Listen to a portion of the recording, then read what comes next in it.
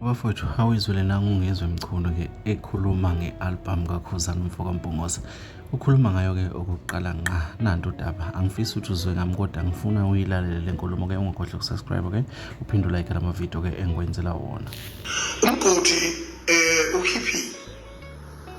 sidiyene ngo-21 ezinye zazo sengeke ngayilalela ngayiqeda i-album yakhe ngenqakwabhisi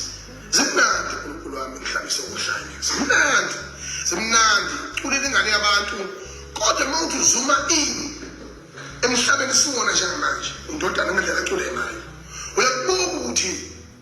lokhu khipha kwakhe ingoma zo-21 akuhambisani nesikhathi samanje 21 song akuhambisani nesikhathi samanje kudalwa yini lokhu na uthola ukuthi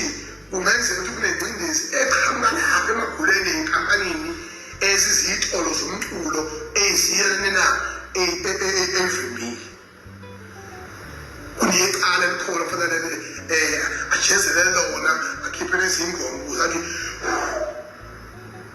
abaculi uma beyimele lapha kwenzela amaphutha amaningi isikhale uma iqhamuke inkampani eziprofessionally zithi ziyasiza ayisizi zithatha i-artist zizoliphendula libe umkhofu zibulale ithalente zilingise abantu abama-scout amasoka bemakhaya corruption esebholeni emakhaya fika kubona abadlala abayifwebo ayithi ngimthatha lo